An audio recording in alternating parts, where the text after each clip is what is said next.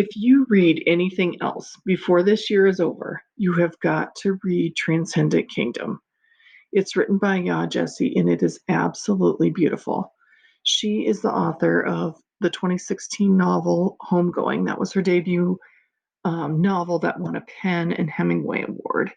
And then recently she was featured in a collection of short essays called Fight of the Century. Writers reflect on 100 years of landmark ACLU cases.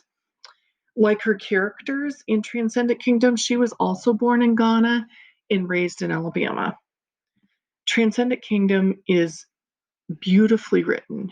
It's heartbreaking and so relatable. It deals with family issues, culture, grief, addiction, racism, religion, mental illnesses. The story flashes back between the main character, Gifty, from the time that she's 11 until now she's an adult at 28.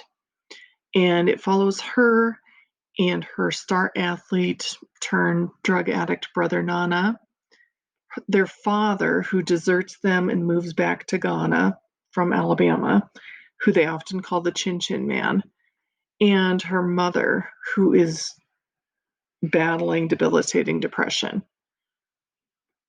And Gifty herself is in her 6th year of her PhD program. She studies neuroscience and looks at rewards and addiction.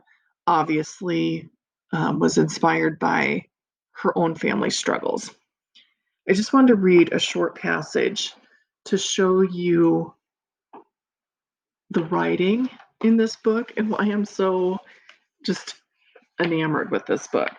You're not going to be able to put it down once you start. This begins on page 159. I knew without asking that my mother expected us to keep Nana's addiction close to the chest, and the secret ate away at me like moths in cloth. I wished for a priest, a confessional booth, but finally I just settled for my friend Bethany. That Sunday after I confessed, she told me that she wasn't allowed to play with me anymore, and suddenly I knew. Addiction was catching, shameful. I didn't talk about Nana's addiction again until college, when one of my lab mates asked me how I knew so much about the side effects of heroin. When I told her about Nana, she said, "This would make such a good TED Talk." I laughed, but she kept going, "Seriously, Gifty, you're amazing. You're like taking all of the pain from losing your brother, and you're turning it into this incredible research that might actually help people like him one day." I laughed a little bit more, tried to shrug her off.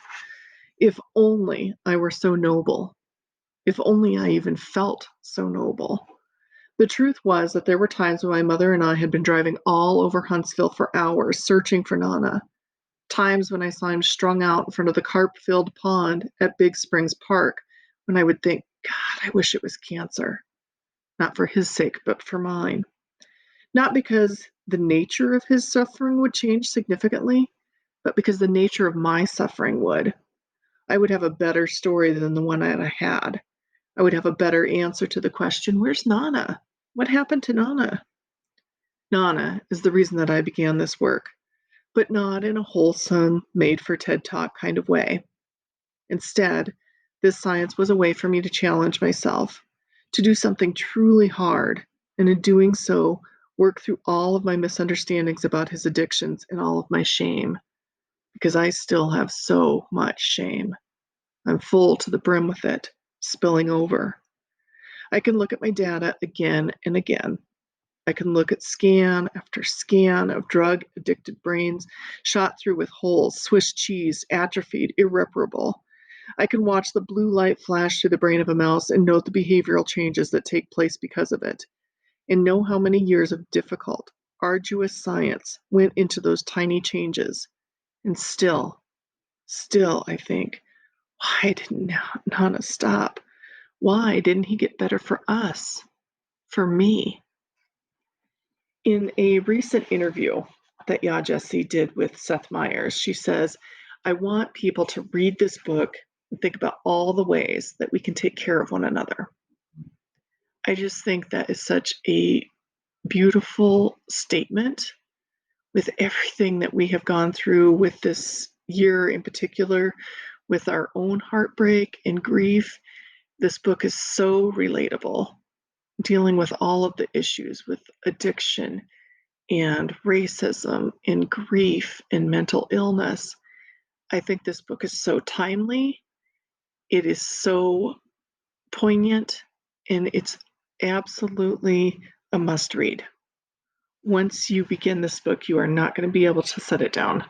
And now I am desperate to find Homegoing and read more from Ya Jesse.